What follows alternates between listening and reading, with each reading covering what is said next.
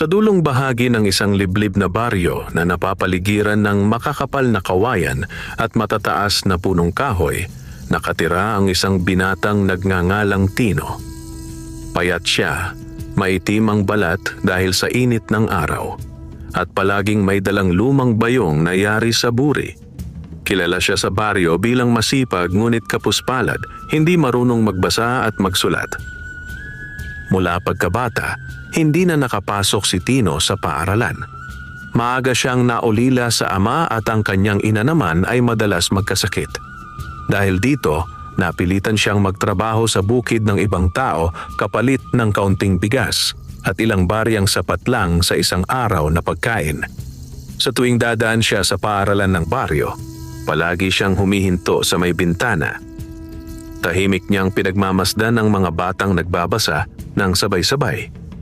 Pa, be, bi, bo, bu. Sabay-sabay na bigkas ng mga bata. Napapangiti si Tino, ngunit kasunod nito ang isang mabigat na buntong hininga. Kung marunong lang sana ako, bulong niya sa sarili. Ngunit kahit ganon, hindi siya naiinggit. Sanay na siyang tanggapin na may mga bagay na hindi para sa kanya. Isang hapon, matapos ang maghapong pag-aararo, naglakad si Tino pauwi sa kanilang kubo na yari sa pawid. Madilim na ang langit at tila may paparating na ulan.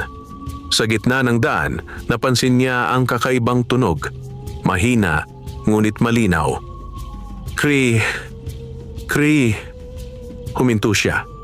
Mula sa damuhan sa gilid ng daan, may kumikislap na liwanag na parang alitap-tap ngunit mas maliwanag at may bahid ng gintong kulay. Lumapit siya. Sa ilalim ng isang natumbang sanga, nakita niya ang isang maliit na ibon. Ngunit hindi ito karaniwang ibon. Ang balahibo nito ay kulay ginto na may halong bughaw. Ang mga mata nito ay tila kumikislap na parang may sariling liwanag. Ang pakpak nito ay bahagyang sugatan. "Ay, kawawa ka naman," mahinang sabi ni Tino. Hindi siya nagdalawang isip. Maraan niyang inangat ang sanga at kinuha ang ibon. Hindi ito pumalag. Sa halip, tumingin lamang ito sa kanya. Diretso, tila nauunawaan ang kanyang ginagawa. "Wala akong alam sa paggagamot," bulong ni Tino. "Pero susubukan kitang alagaan." Dinala niya ang ibon sa kanilang kubo. Ang loob ng kubo ay simple. Isang papag, isang lumang kalan, at isang mesa na gawa sa pinagtagpi-tagping kahoy. Doon niya inilapag ang ibon sa isang maliit na kahong kawayan. Kumuha siya ng malinis na tela na dating damit ng kanyang ina. Dahan-dahan niyang nilinis ang sugat ng ibon gamit ang pinakuluang tubig na pinalamig. Habang ginagawa iyon, napansin niya ang kakaiba. Ang sugat na kanina ay duguan, ay unti-unting nagsasara. Napaatras si Tino. "Anong klaseng ibon ka?" Biglang kumislap ang buong katawan ng ibon. Saglit lamang. Pagkatapos ay muling naging payapa ang paligid. Kinabahan si Tino, ngunit hindi siya natakot. Sa halip, mas lalo siyang naawa. "Kung mahiwaga ka man, hindi kita sasaktan," sabi niya. Lumipas ang gabi na halos hindi siya nakatulog. Tuwing gigising siya, tinitingnan niya kung buhay pa ang ibon. Pagsikat ng araw, isang himala ang kanyang nasaksihan. Ang ibon ay nakatayo na. Malakas na ang pakpak. Wala na ang sugat. Napanganga si Tino. Hindi ito pangkaraniwan. Unti-unting lumipad ang ibon paikot sa loob ng kubo. Hindi ito tumatakas. Parang sinusuri lamang ang paligid. Pagkatapos ay dumapo ito sa balikat ni Tino. Napatigil siya. Hindi gumalaw. Dahan-dahang inilapit ng ibon ang tuka nito sa kanyang tenga at doon niya narinig. Isang malinaw na tinig. "Salamat, Tino." Napaatras siya sa gulat. Nagsasalita ka?" Ngunit hindi na muling nagsalita ang ibon. Sa halip, kumislap muli ang mga balahibo nito. May nahulog sa sahig. Isang maliit na bagay na kumikislap na parang butil ng ginto. Pinulot ni Tino. Isang butil lamang, kasing laki ng munggo. Butil? Ngunit nang tamaan ito ng sinag ng araw na pumapasok sa siwang ng kubo, nagliwanag ang buong silid. Napaatras si Tino. Hindi niya alam kung matatakot o matutuwa. Sa buong buhay niya, ngayon lang siya nakakita ng ganito. Dahan-dahang tumingin ang ibon sa kanya. At sa pagkakataong iyon, kahit hindi ito nagsalita, malinaw niyang naramdaman ang mensahe. Hindi ito ordinaryong ibon. At tila pinili siya.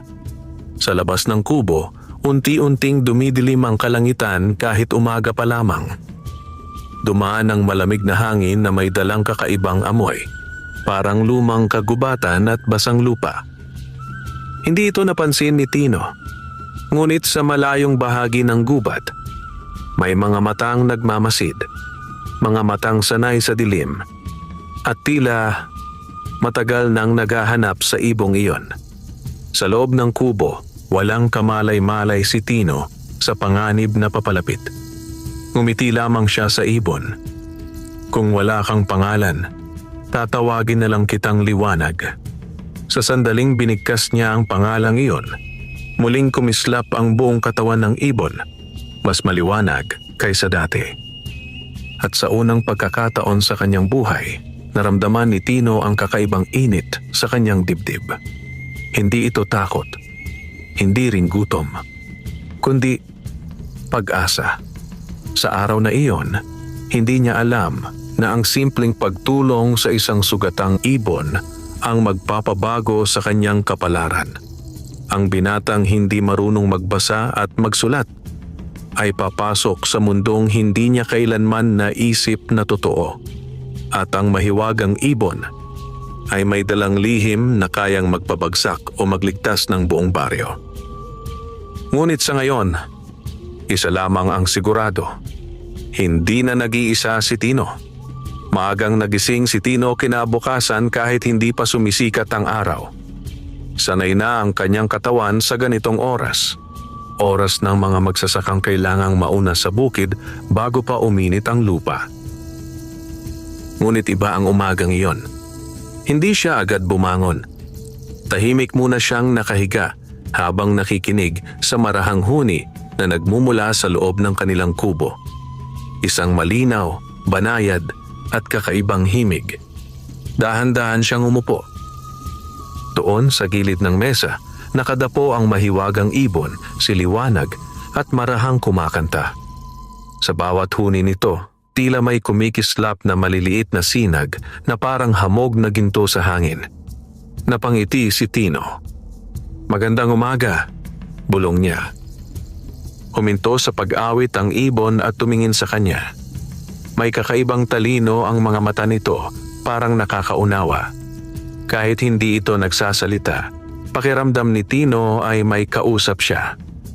Tumayo siya at nagsaing gamit ang natitirang bigas na ibinigay kahapon ng may-ari ng bukid. Kaunti na lang iyon, sapat lamang sa isang tao. Tiningnan niya ang ibon. "Wala akong alam kung anong kinakain mo," sabi niya. "Pero susubukan ko."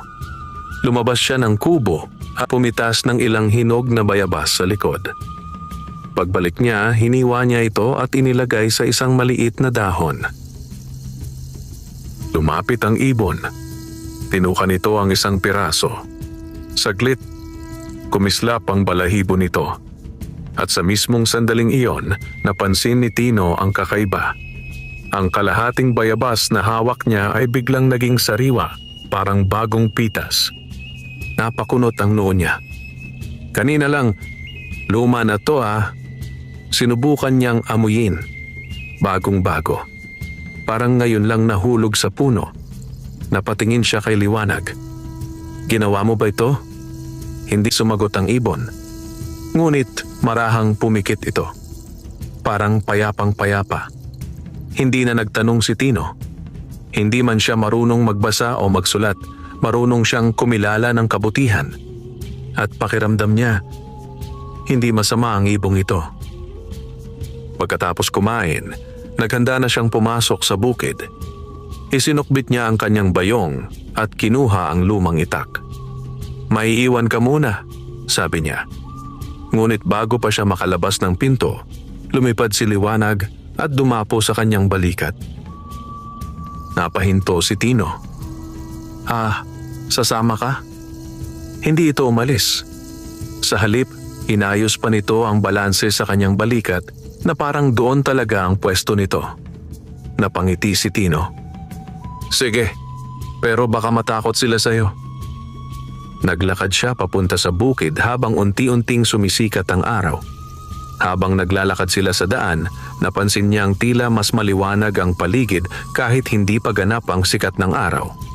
Ang hamog sa damuhan ay kumikislap. Ang hangin ay malamig ngunit hindi nakakatakot. Pagdating sa bukid, agad siyang napansin ng ibang magsasaka. "Hoy Tino!" sigaw ng isa. "Ano yang nasa balikat mo?" Napakamot siya sa ulo. "Ibon lang." Lumapit ang isang matandang magsasaka. Nang makita niya ang ibon, bigla itong natigilan. Namuti ang kanyang muka. Saan mo nakuha yan?" "Sa daan po. Sugatan kagabi." Hindi agad nagsalita ang matanda. Tinitigan niya ang ibon, lalo na ang mga mata nito. Pagkatapos ay umatras siya ng 2 hakbang. "Hindi yan pangkaraniwang ibon," mahina niyang sabi. Napatingin si Tino. "Bakit po?" Ngunit umiling ang matanda. "Bata pa ako, may narinig akong kwento. Tungkol sa ibong may liwanag ang balahibo. Nanahimik ang ibang magsasaka. Kapag lumitaw daw ang ganong ibon," dagdag niya, "may darating na malaking pagbabago." Napakamot si Tino. "Magandang pagbabago po ba?"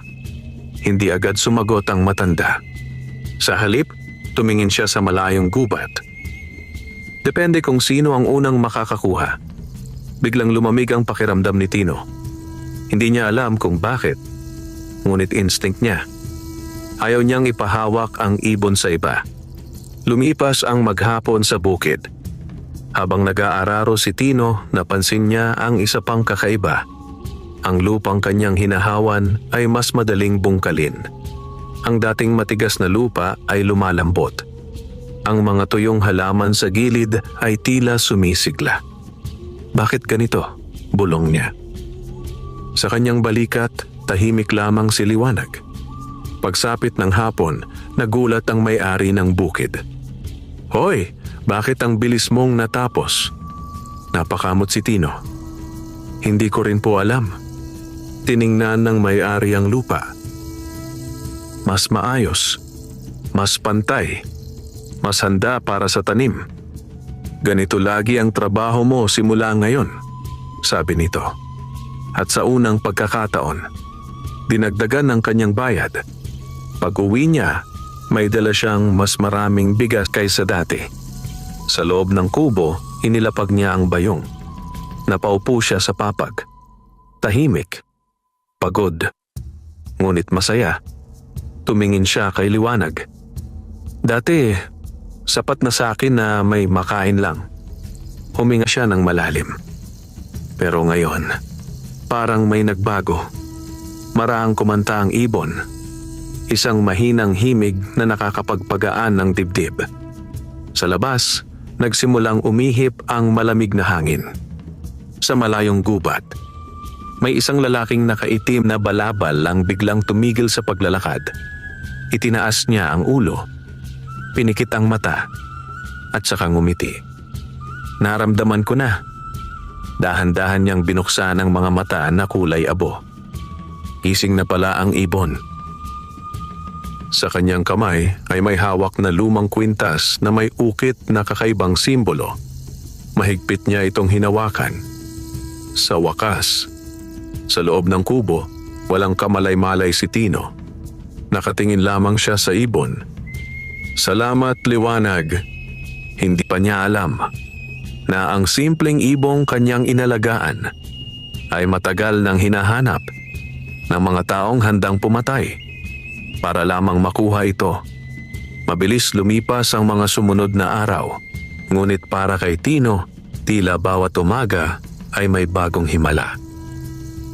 Hindi na siya nagigising sa tunog ng tandang kundi sa banayad na awit ni Liwanag. Sa bawat paggising niya, pakiramdam niya ay magaan ang kanyang katawan.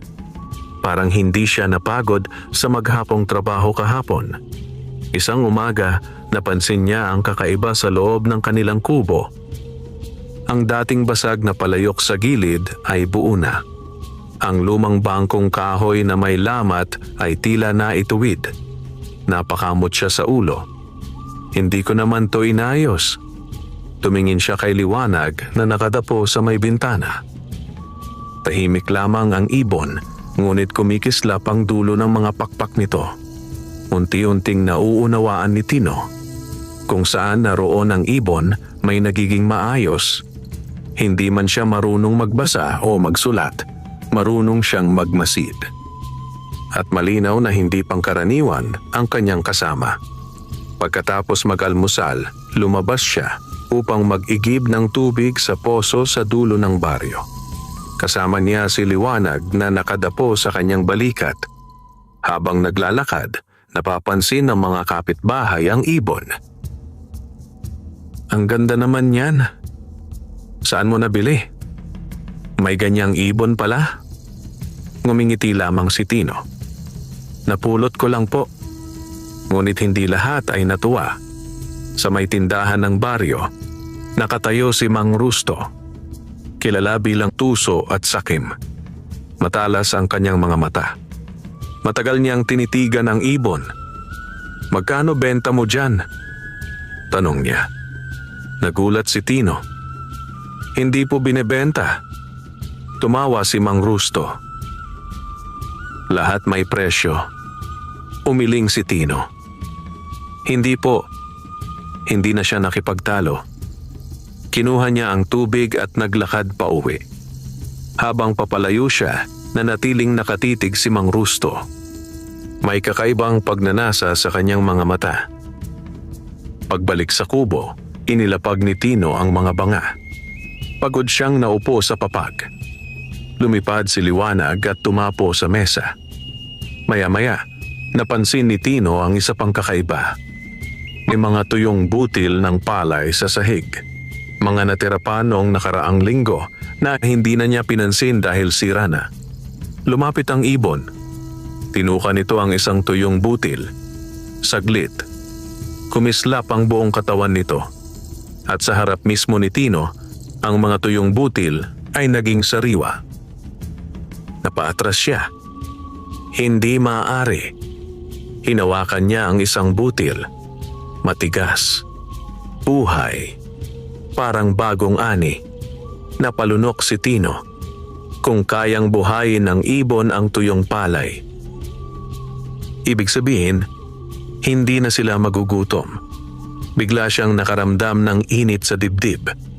Hindi ito kasakiman, kundi ginhawa. Sa unang pagkakataon, nakaramdam siya ng seguridad. Hindi na magugutom si inay. Mahina niyang sabi. Sa sandaling iyon, marahang umawit si Liwanag, parang sumasang-ayon. Ngunit sa labas ng kubo, may mga yabag na dahan-dahang lumalapit.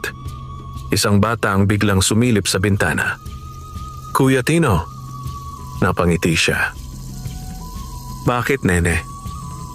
Hinanap ka ni Maestra Lina, pumunta ka raw sa paaralan. Nagulat siya. Ako? Oo. Ikaw daw mismo. Kinabahan si Tino. Wala siyang ginagawang masama. Pero bakit siya ipapatawag? Pagdating niya sa maliit na paaralan, nakita niya si Maestra Lina, mabait ngunit mahigpit na guro. Napansin agad ng guro ang ibon. Sandali siyang natigilan. Sayo yan? Opo. Hindi agad nagsalita ang guro. Tinitigan niya ang ibon. Lalo na ang kumikislap na balahibo. Pagkatapos ay bumalik ang tingin niya kay Tino. Tino, marunong ka na ba magbasa? Napayuko siya. Hindi pa rin po. Huminga ng malalim ang guro. Araw-araw kitang nakikitang nakasilip sa bintana dati. Nagulat siya. Akala niya walang nakakapansin. Kung gusto mo, maaari kang pumasok kahit gabi. May klase ako para sa hindi nakapag-aral. Hindi agad nakasagot si Tino. Parang may bumara sa lalamunan niya. Libre po? Oo. Tahimik siya. Sa balikat niya, marahang gumalaw si Liwanag. Parang hinihikayat siya. Ngunit biglang pumasok sa isip niya ang trabaho. Ang pagkain. Ang gamot ng kanyang ina. Baka hindi ko po kayanin, mahina niyang sabi. Ngumiti ang guro. Subukan mo lang. Kahit isang gabi. Tahimik na tumango si Tino. Sa pag-uwi niya, magkahalong takot at pag-asa ang nararamdaman niya. Habang naglalakad sa gilid ng baryo, biglang humangin ng malamig. Tumahimik ang paligid. Maging ang mga ibon sa puno ay biglang nagsipagliparan. Huminto si Tino. Nakaramdam siya ng kakaiba. Sa likod ng isang malaking punong akasya, may aninong nakatayo. Isang lalaking nakaitim na balabal. Hindi niya makita ang muka, ngunit malinaw niyang naramdaman. Nakatingin ito sa kanila. Biglang kumislap si Liwanag ng mas maliwanag kaysa dati. Napapikit si Tino. Pagmulat niya, wala na ang anino. Tahimik ang paligid. Parang walang nangyari. Ngunit mabilis ang tibok ng puso niya. Ano? Yun? Walang sumagot. Tanging mahinang huni ni Liwanag ang narinig niya. At sa unang pagkakataon, mula nang makita niya ang mahiwagang ibon, nakaramdam si Tino ng panganib na hindi niya may paliwanag. Magdamag na hindi mapakali si Tino. Kahit pagod ang kanyang katawan mula sa maghapong trabaho, paulit-ulit na bumabalik sa isip niya ang aninong nakita niya sa ilalim ng punong akasya. Hindi niya nakita ang muka, ngunit malinaw ang pakiramdam. May masamang intensyon. Sa loob ng kubo, mahina ang ilaw ng gasera. Nakahiga ang kanyang ina sa papag sa kabilang gilid, payapang natutulog. Sa tabi ni Tino, nakadapo si Liwanag. Tahimik. Ngunit paminsan-minsan ay kumikislap ang mga balahibo nito. Parang nagbabantay. May naghahanap ba sa'yo? Mahina niyang tanong. Hindi sumagot ang ibon. Ngunit marahang lumapit ito at dumapo sa kanyang dibdib. Biglang naramdaman ni Tino ang kakaibang init. Parang may lakas na dumadaloy sa kanyang katawan. Unti-unting humupa ang kaba niya. At doon siya nakatulog. Kinabukasan, mas maaga pa sa karaniwan ang gising ni Tino. May mahalaga siyang gagawin. Ang unang gabi ng pag-aaral. Hindi niya alam kung matutuwa o matatakot. Habang nagsasaing siya, napansin niya ang isa na namang himala. Ang kaunting bigas na inilagay niya sa palayok ay tila dumami. Napakunot ang noo niya. Kaunti lang to kanina. Tiningnan niya si Liwanag. Tahimik lamang ang ibon, ngunit marahang umawit. Hindi na nagtanong si Tino. Sa halip, ngumiti siya. Kung ano man ang kapangyarihan ng ibon, hindi ito nananakit. Hindi ito nananakot. Tumutulong. Pagsapit ng hapon, pumasok muna siya sa bukid. Ngunit kakaiba ang pakiramdam ng araw na iyon. Parang may mga matang nakamasid sa bawat galaw niya. Ilang beses siyang napalingon sa likod. Wala namang tao. Tanging hangin at tunog ng dahon. Sa kanyang balikat, si Liwanag ay hindi mapakali. Hindi ito karaniwang tahimik. Bahagyang nakabuka ang pakpak. Parang handang lumipad anumang sandali. Tahimik lang, bulong ni Tino. Ngunit kahit siya, hindi panatag. Paglubog ng araw, dumiretso siya sa maliit na paaralan. May iilang matatanda na naroon. Mga magsasakang hindi rin nakapag-aral nung bata pa. Nahihiya si Tino. Pakiramdam niya siya ang pinakamatanda at pinakahuli sa lahat. Nakita siya ni Maestra Lina at ngumiti. Mabuti at dumating ka. Tahimik siyang tumango. Umupo siya sa pinakalikod. Nakadapo si Liwanag sa bintana, hindi halata sa dilim. Simulan natin sa alpabeto, sabi ng guro. Isinulat nito sa pisara. A, B, C. Pinagpawisan ang palad ni Tino. Hindi niya maintindihan ang mga hugis. Para sa iba, simple. Para sa kanya, parang mga guhit na walang kahulugan. Subukan mong basahin, sabi ng guro. Nakatingin sa kanya. Napalunok siya. Mahina. Alanganin. Ngunit malinaw. Napatingin ang guro. Ngumiti. Tama. Parang may kumislap sa loob ng dibdib ni Tino. Isang maliit na tagumpay. Sa bintana, marahang umawit si Liwanag. Sa bawat tunog ng boses ng ibon, parang mas lumilinaw sa isip ni Tino ang mga letra. B. Mas matatag. C. Hindi na siya nanginginig. Napangiti si Maestra Lina. Magaling. Hindi mapigilan ni Tino ang ngiti. Sa unang pagkakataon sa buong buhay niya, may nabasa siya. Ngunit sa labas ng paaralan, sa ilalim ng dilim ng gabi, may isang taong nakatayo. Ang lalaking nakaitim na balabal. Tahimik siyang nakatingin sa bintana kung saan naroon si Liwanag. Unti-unti siyang ngumiti. Hindi lang pala buhay ang kaya mong ibalik, bulong niya. Sa kanyang kamay ay ang lumang kwintas na may kakaibang simbolo. Bigla itong nagliwanag ng bahagyang pula. Mas mahalaga ka pala kaysa sa inaakala ko. Dahan-dahan siyang umatras papasok sa dilim. Sa loob ng silid, walang kamalay-malay si Tino sa panganib. Masaya niyang tinitigan ang pisara. Paulit-ulit niyang binigkas ang mga letra. Parang batang ngayon lang natutong magsalita. Sa bintana, si Liwanag ay tahimik na nakadapo. Ngunit ang mga mata nito ay nakatingin sa labas. At sa unang pagkakataon, ang mahiwagang ibon ay hindi umaawit. Ito ay nagbabantay. Lumipas ang ilang gabi na tuloy-tuloy ang pagpasok ni Tino sa paaralan. Sa bawat araw na dumaraan, unti-unti niyang nakikilala ang mga letra. Mabagal ang kanyang pagkatuto, ngunit matibay ang kanyang tiyaga. Kahit pagod mula sa bukid, dumidiretso pa rin siya sa klase tuwing gabi. Napansin ng iba pang mag-aaral ang kakaibang pagbabago sa kanya. Dati, tahimik lamang siya at nakayuko. Ngayon, kahit nahihiya pa rin, marunong na siyang tumingin sa pisara ng may kumpiyansa. Sa bintana, palaging naroon si Liwanag. Hindi ito pumapasok sa loob. Tahimik lamang na nakadapo, tila isang bantay na hindi napapagod. Isang gabi, matapos ang aralin, lumapit si Maestra Lina kay Tino. Napapansin mo ba? Tanong niya. Mas mabilis kang natututo kaysa dati? Napakamot si Tino. Hindi ko po alam. Parang mas malinaw sa ulo ko. Tumingin ang guro sa bintana.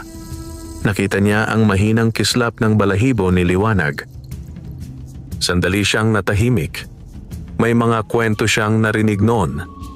Mga lumang alamat tungkol sa ibong nagbibigay linaw sa isip ng taong may mabuting puso. Ngunit hindi siya nagsalita. Sa halip ay ngumiti siya. Ipagpatuloy mo lang. Tumango si Tino. Kinabukasan, habang nasa bukid siya, napansin niyang mas masigla ang mga tanim sa bahaging kanyang inararo noong mga nakaraang araw. Ang mga palay ay mas luntian. Mas tuwid ang mga tangkay. Napansin din ito ng may-ari ng bukid. Anong ginawa mo rito? Tanong nito. Wala naman po. Lumuhod ang may-ari at hinawakan ng lupa. Mataba. Napakamot si Tino. Hindi niya masabing dahil iyon kay Liwanag. Hindi rin niya lubos maintindihan kung paano. Ngunit alam niya, may kinalaman ang ibon. Mula sa kanyang balikat, marahang umawit si Liwanag. Tahimik lamang ang himig, ngunit tila sumasabay ang pagindayog ng mga dahon. Pagsapit ng tanghali, dumaan si Mang Rusto sa gilid ng bukid. Kunwari may ibang sadya. Ngunit ang totoo, tinitiktikan niya si Tino. Mula sa malayo, nakita niya ang ibon. Kumikislap. Hindi niya maitago ang paghanga at kasabay nito ang matinding pagnanasa. Kapag napasa kamay ko yan, bulong niya. Sa isip niya, pera agad ang pumasok. Kayamanan, kapangyarihan, hindi kabutihan. Hapon na nang makauwi si Tino. Pagpasok niya sa kubo, napansin niya agad ang kakaiba. Ang kanyang ina, na ilang linggo nang nangihina, ay nakaupo. Nagugulat siyang napangiti. Tino, mahina ngunit malinaw ang boses. Napatigil siya. Inay, hindi niya napigilan ang paglapit. Mas magaan ang pakiramdam ko ngayon, sabi ng matanda. Napatingin si Tino kay Liwanag. Ang ibon ay nakadapo malapit sa ulunan ng papag. Doon kung saan madalas nakahiga ang kanyang ina. Napalunok si Tino. Gumaling po ba kayo? Hindi pa, pero parang may init na dumadaloy sa katawan ko kanina. Napapikit ang matanda. Parang may umaawit. Nangilid ang luha ni Tino. Hindi siya nagsalita. Lumapit siya at marahang hinawakan ang kamay ng kanyang ina. Mainit. May lakas.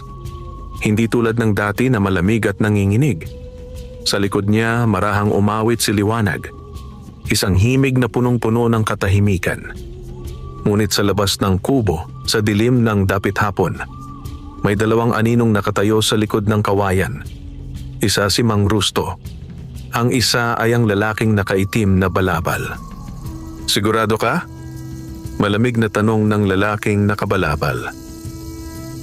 Oh, sagot ni Mang Rusto. Nandyan ang ibon. Tahimik ang lalaki sandali. Pagkatapos ay marahang ngumiti. Hindi mo ito mauunawaan. Hindi ko kailangang maintindihan, sagot ni Mang Rusto. Gusto ko lang ang kapalit. Kapalit? Pera. Humangin ng malamig. Unti-unting nagdilim ang paligid kahit may liwanag pa ng hapon. Hindi pera ang halaga ng ibong yon. Mahina ngunit mabigat na, sabi ng lalaking nakabalabal. Kung ganon mas mahal, sagot ni Mang Rusto. Sakim ang mga mata. Dahan-dahang itinaas ng lalaking nakabalabal ang kanyang kamay. Saglit na kumislap ang simbolo sa kanyang kwintas. Makukuha natin siya, bulong niya. Sa loob ng kubo, walang kamalay-malay si Tino. Masaya siyang nakaupo sa tabi ng kanyang ina. Ngayon lang ulit niya nakita ang ngiti nito. At may ibon ka pala, sabi ng matanda. Opo, si Liwanag. Tiningnan ng kanyang ina ang ibon. May kakaibang pag-unawa sa kanyang mga mata. Hindi yan napunta sa'yo nang walang dahilan. Napatingin si Tino. Bakit po? Ngumiti ang matanda. Ang mahiwaga, hindi sumasama sa masama ang puso. Tahimik si Tino. Sa sandaling iyon, marahang dumapo si Liwanag sa kanyang balikat. Ngunit ang mga mata nito ay biglang tumingin sa pinto.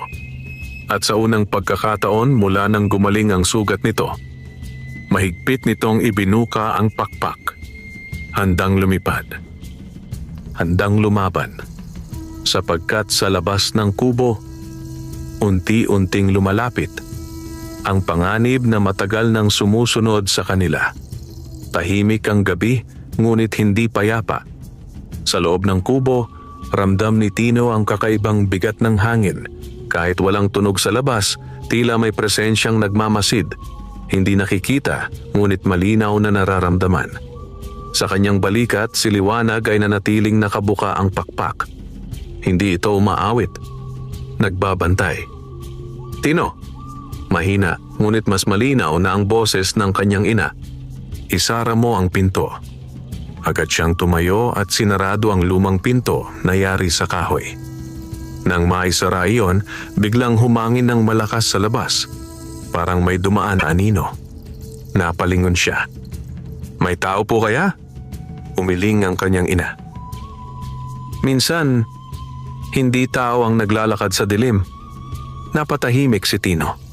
Hindi siya likas na matatakutin, ngunit ngayong gabi, iba ang pakiramdam. Parang may malamig na kamay na dumadampi sa kanyang batok. Biglang kumatok. Tok! Tok! Tok! Pareho silang napatingin sa pinto. "Ganitong oras?" bulong ni Tino. Wala namang dumaraang bisita sa gabi. Muling kumatok. Mas mabagal. Mas mabigat. Lumunok siya at lumapit. Bago pa niya mahawakan ang pinto, biglang kumislap si Liwanag. Maliwanag, halos nakasisilaw. Napahinto si Tino. Sa labas, tumigil ang pagkatok. Tahimik. Pagkalipas ng ilang segundo, narinig niya ang yabag. Papalayo. Dahan-dahan niyang binuksan ang pinto. Walang tao. Tanging malamig na hangin at galaw ng mga dahon. Ngunit sa lupa, may bakas ng paa. Malalaki. At tila hindi pangkaraniwan ang hugis. Parang mas mahaba ang mga daliri kaysa sa paa ng tao. Napaatras si Tino. Isinara niya agad ang pinto. "Ano po yon?" tanong niya. Hindi sumagot ang kanyang ina. Sa halip, napapikit ito na parang may inaalalang lumang alaala. May mga bagay, mahina niyang sabi, na naaakit sa Liwanag. Napatingin si Tino kay Liwanag. Ngayon niya lubos na naunawaan. Hindi lamang sila pinagpapala. Maaaring sila rin ay sinusundan. Hindi na nakatulog si Tino ng gabing iyon. Umupo siya sa tabi ng pinto, hawak ang kanyang lumang itak. Hindi siya mandirigma. Isa lamang siyang magsasaka. Ngunit handa siyang ipagtanggol ang nag-iisang tahanan nila. Sa kanyang balikat, si Liwanag ay tahimik ngunit alerto. Paminsan-minsan, may mahihinang kislap na lumalabas sa dulo ng pakpak nito, parang apoy na ayaw mamatay. Pagsapit ng madaling araw, saka lamang humupa ang kakaibang bigat ng paligid. Unti-unting narinig muli ang tilaok ng tandang. Bumalik ang normal na tunog ng baryo. Napahinga ng malalim si Tino. Umalis na yata, bulong niya. Maraang pumikit si Liwanag, parang sumasang-ayon. Kinabukasan, kumalat ang balita sa baryo. May mga nakakita raw ng lalaking nakaitim na balabal na paikot-ikot sa gilid ng kagubatan. May nagsabing mangkukulam. May nagsabing dayo. May nagsabing tulisan. Ngunit walang nakakaalam kung sino. Habang nasa poso si Tino, nilapitan siya ng matandang magsasaka na unang nakapansin kay Liwanag. "Mag-ingat ka," sabi nito. "Bakit po?" Totoo ang lumang kwento. Nanlamig ang batok ni Tino. Anong kwento? Ibong may liwanag ang balahibo ay hindi lang nagbibigay buhay. Huminga ng mabigat ang matanda. Ito rin ang hinahanap ng mga taong gumagamit ng kapangyarihan sa maling paraan. Napatingin si Tino sa kanyang balikat. Tahimik si Liwanag. "Anong gagawin ko po?" Matagal bago sumagot ang matanda. "Protektahan mo siya." "Paano?" Tumingin ang matanda diretso sa mga mata ni Tino. Sa malinis na puso. Napatahimik siya. Wala siyang agimat. Wala siyang lakas. Hindi siya marunong lumaban. Ngunit may isang bagay siya. Kabutihan. Pagsapit ng hapon, habang pauwi siya, muling lumamig ang hangin. Tumigil ang mga kuliglig. Naging tahimik ang daan. Mula sa likod ng punong akasya, muling lumitaw ang lalaking nakaitim na balabal. Ngayon, mas malinaw. Maputla ang balat. Malamig ang mga mata. Hindi siya gumagalaw. Nakatingin lamang kay Tino. At kay Liwanag. Biglang kumislap ang ibon, mas maliwanag kaysa dati. Napapikit si Tino. Pagmulat niya, nagsalita ang lalaki sa unang pagkakataon. Akin ang ibong iyan. Nanginig ang kamay ni Tino, ngunit hindi siya umatras. Hindi. Malamig nang ngumiti ang lalaki. Hindi mo alam kung ano ang hawak mo. Hindi ko ibibigay, sagot ni Tino. Tahimik ang paligid. Humangin ng malakas. Dahan-dahang itinaas ng lalaki ang kamay niya. Nagliyab ng mahinang pulang liwanag ang simbolo sa kanyang kwintas. Kung hindi mo ibibigay, biglang lumakas ang hangin. Kukunin ko. Sa sandaling iyon, lumipad si liwanag mula sa balikat ni Tino. Pumagit na sa kanilang dalawa at biglang naglabas ng nakakasilaw na liwanag. Mas maliwanag kaysa araw. Napaatras ang lalaking nakabalabal. Sa unang pagkakataon, nakitaan siya ng takot. At sa gitna ng liwanag na iyon, malinaw na naramdaman ni Tino. Hindi lamang niya alaga ang ibon. Siya rin ay pinoprotektahan nito. Matapos ang nakakasilaw na liwanag, tila saglit na tumigil ang mundo. Napatakip si Tino sa kanyang mga mata. Ramdam niya ang init na hindi nakakapaso.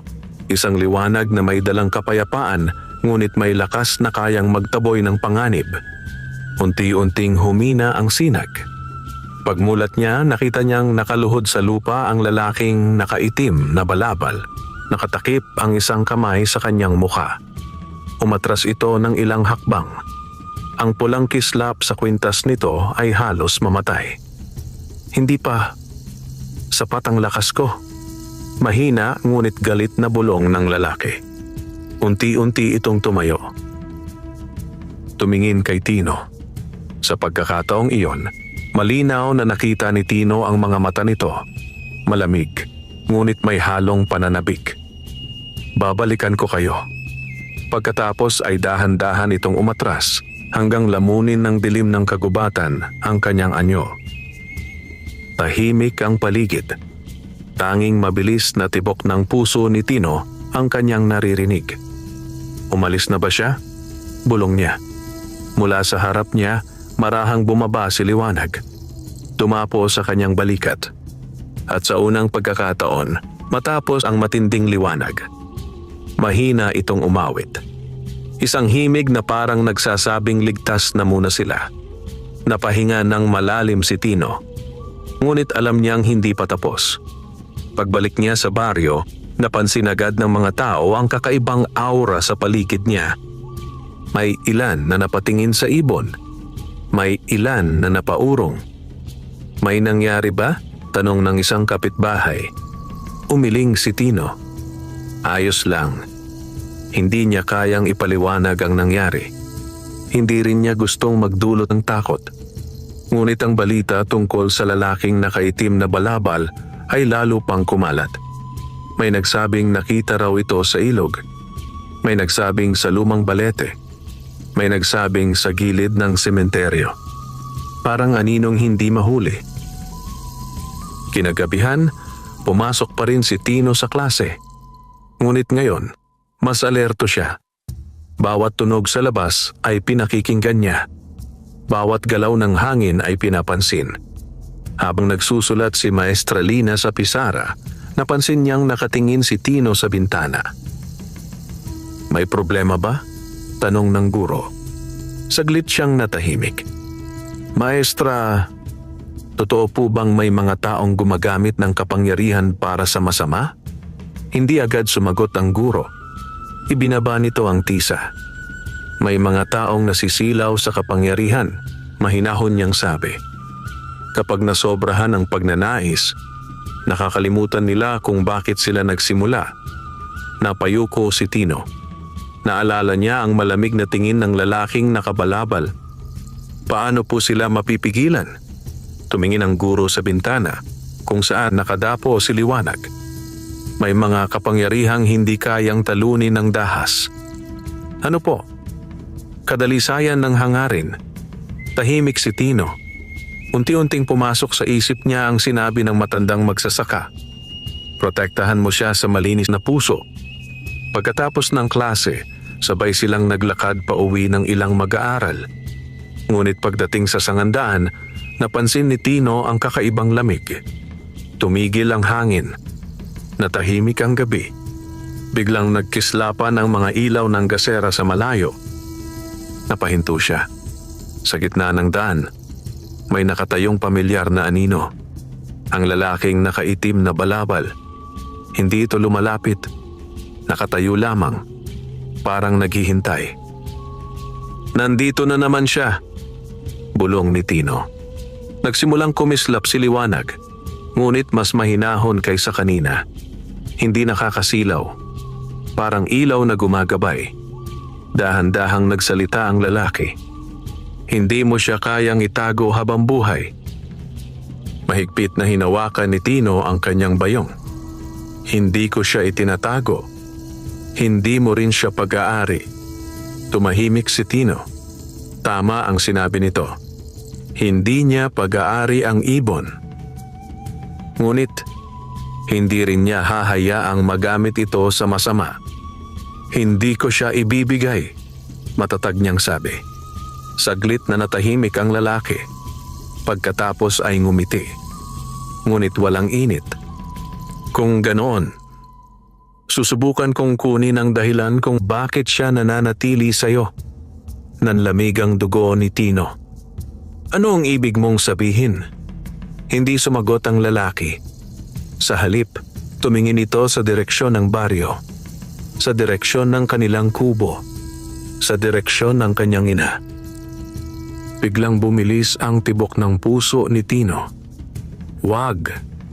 Ngunit bago pa siya makalapit, biglang nagbuga ng matinding liwanag si Liwanag. Isang sinag na tumama sa lupa sa pagitan nila.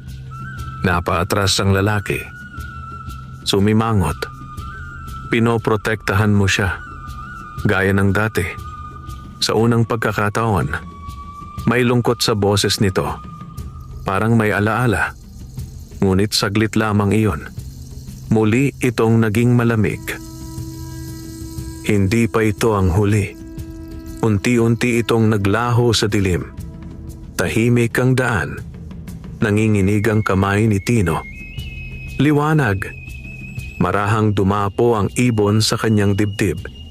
Ramdam niya ang init. Ang tibok.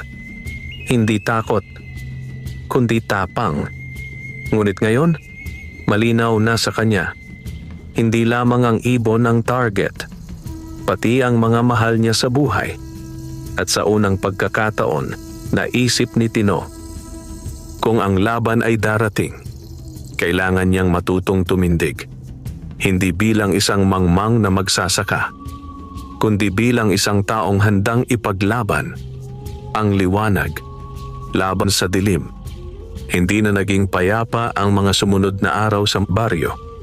Bagaman patuloy ang normal na buhay, ang mga magsasaka sa bukid, ang mga bata sa paaralan, at ang mga nanay na nag-uusap sa may poso. May nakatagong kaba sa bawat isa. Lalo na kay Tino. Mula nang muling magpakita ang lalaking nakaitim na balabal, hindi na siya nawalan ng pakiramdam na may nagmamasid sa kanila. Kahit sa tanghali, kahit maliwanag ang araw. Paminsan-minsan, biglang lumalamig ang hangin. At sa bawat ganoong sandali, napapansin niyang tumitigil sa pag-awit si Liwanag. Isang umaga, maagang nagising si Tino dahil sa mahinang pag-ubo ng kanyang ina. Agad siyang bumangon. Inay, masama ba pakiramdam ninyo? Umiling ang matanda. Hindi, pagod lang. Ngunit napansin ni Tino ang pamumutla ng kanyang mukha. Hindi tulad ng mga nakaraang araw na masigla ito. Lumapit si Liwanag at dumapo sa ulunan ng papag. Marahang kumanta. Unti-unting luminaw ang paghinga ng kanyang ina. Ngunit hindi ganap. Parang may pumipigil. Napakunot ang noo ni Tino. Bakit parang hindi na ganon kalakas ang epekto? Tahimik ang ibon. Ngunit ang liwanag sa balahibo nito ay mas mahina kaysa dati. Parang may humihigop ng lakas nito mula sa malayo. Nang lumabas si Tino upang magigib, napansin niyang maraming halaman sa gilid ng daan nang biglang nalanta. Ang dating luntiang damo ay naging maputla. Ang mga dahon ay tuyot. Parang dinaanan ng malamig na hangin na may dalang kamatayan. Naramdaman niyang bumigat ang dibdib niya. Hindi ito normal. Sa kanyang balikat, si Liwanag ay hindi mapakali. Bahagyang nakabuka ang pakpak, parang nakikiramdam. Pagdating sa poso, nadatnan niya ang matandang magsasaka na nakaupo, seryoso ang muka. "Napansin mo na?" tanong nito. "Opo, yung mga halaman." Tumango ang matanda.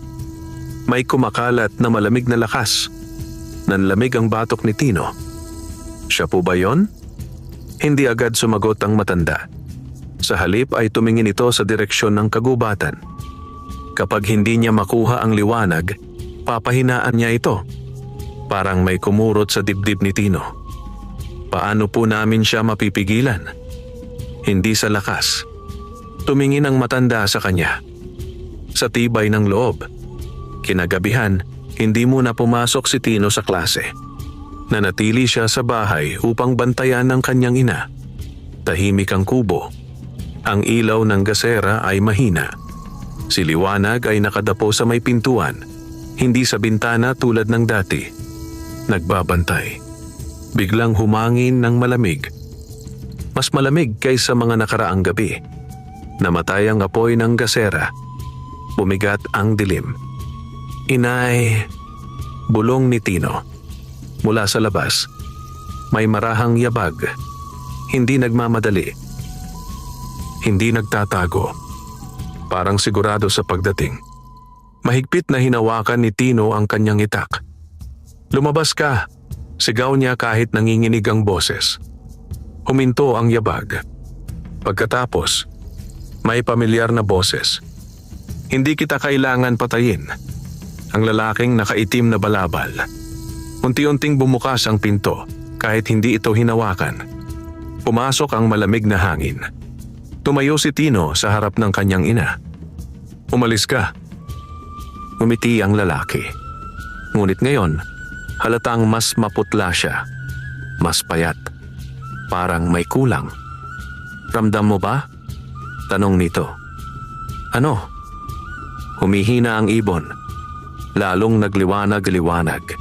Kahit halatang nahihirapan. "Hindi mo siya makukuha," mariing sabi ni Tino. Tahimik ang lalaki sandali. Pagkatapos ay tumingin ito kay Liwanag. "Hindi ko siya kukunin." Nanlaki ang mata ni Tino. "Kung hindi, bakit ka nandito?" Malamig na sagot. "Kukunin ko ang dahilan kung bakit siya lumalakas." At dahan-dahan itong itinaas ang kamay. Nakaturo sa kanyang ina. "Wag!" sigaw ni Tino. Sa sandaling iyon, sumiklab si Liwanag. Hindi lang liwanag, kundi isang alon ng init na kumalat sa buong kubo. Nayanig ang pinto. Napaatras ang lalaking nakabalabal. Sumigaw ito sa sakit. Sa unang pagkakataon, nasunog ang manggas ng kanyang balabal. Galit itong tumingin. "Pinipili mo pa rin siya, kahit nauubos ka." Ang ibon ay patuloy na kumikislap kahit nanginginig. Parang ibinibigay nito ang natitirang lakas. Hindi na umatake ang lalaki. Sa halip, umatras siya papunta sa dilim. Kapag naubos ang liwanag, mahina ngunit mabigat ang boses. "Wala nang makakapigil sa akin." Tuluyan siyang naglaho. Tahimik ang kubo. Humina ang liwanag. Napaupo si Tino, hingal na hingal kahit hindi siya lumaban. "Liwanag." Dahan-dahang bumaba ang ibon sa kanyang palad. Mainit pa rin, ngunit mahina. Nangilid ang luha ni Tino. "Pasensya na, dahil sa akin." Marahang umawit ang ibon. Isang mahinang himig. Hindi reklamo. Hindi sakit. Kundi pagtiyak. Sa sandaling iyon, naunawaan ni Tino ang isang bagay. Hindi lang niya pinoprotektahan ang ibon. Pinipili rin siya nito. Kahit kapalit, ay ang sariling lakas nito. At ngayon, malinaw na kung magpapatuloy ang dilim, darating ang oras na kailangan niyang gumawa ng desisyon na maaaring magbago sa kapalaran nilang lahat. Madaling araw pa lamang ay gising na si Tino.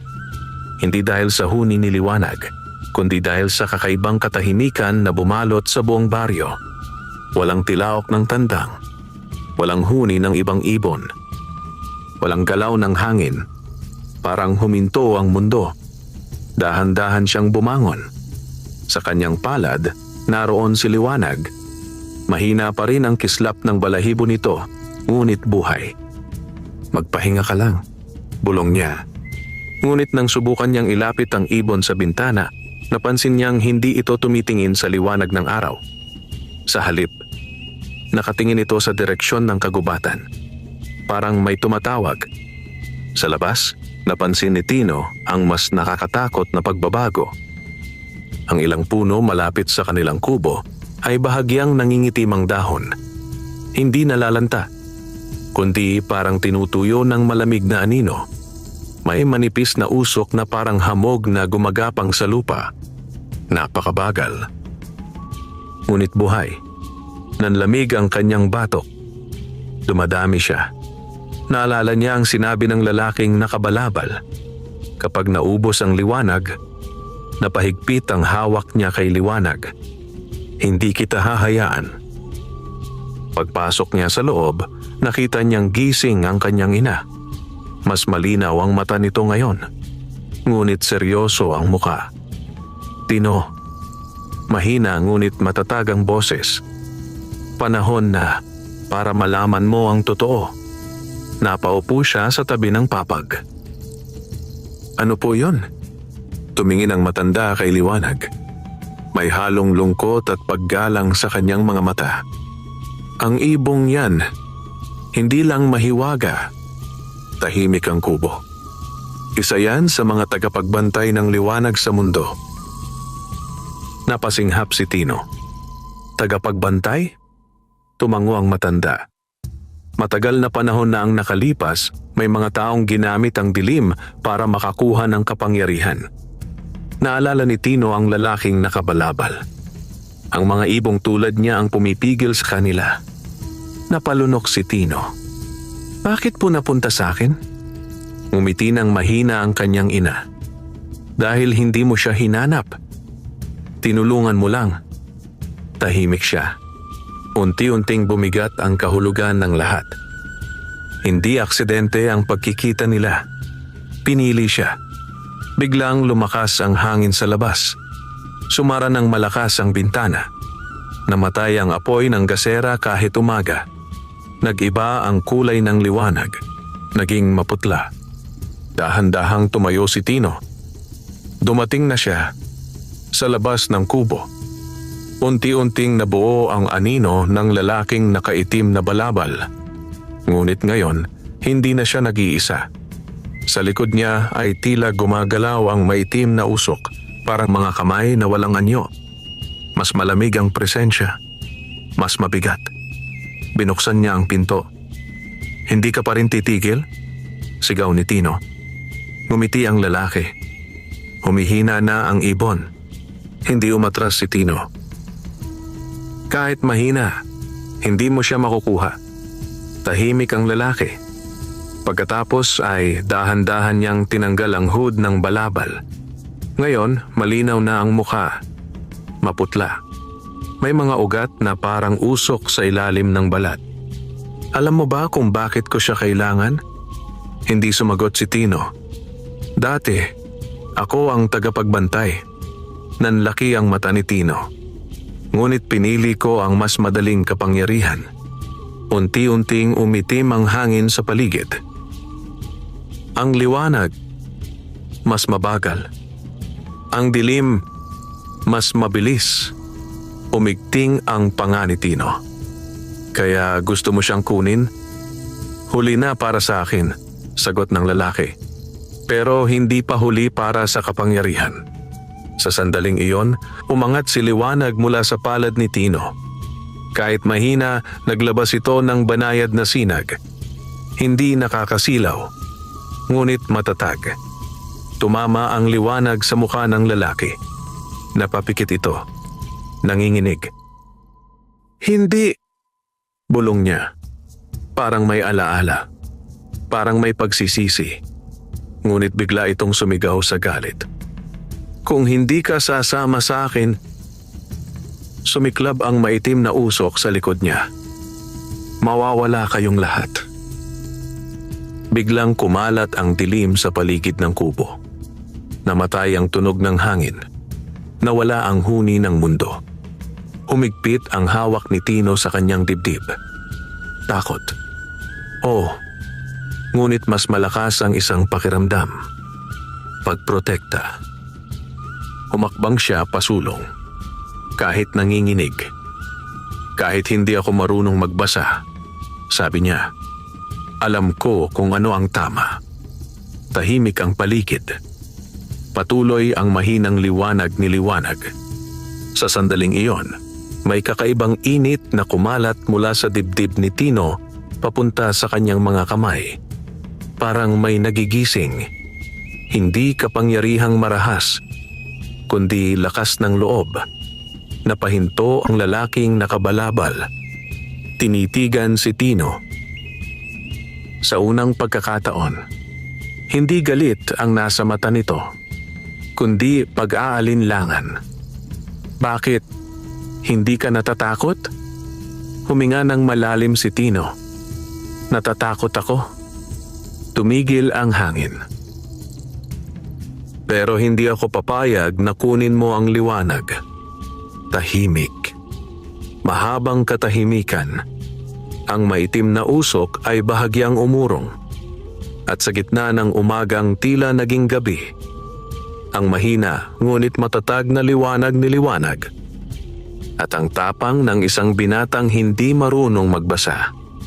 Ang tanging pumipigil sa tuluyang paglamon ng dilim sa kanilang baryo. Parang naging gabi ang umaga.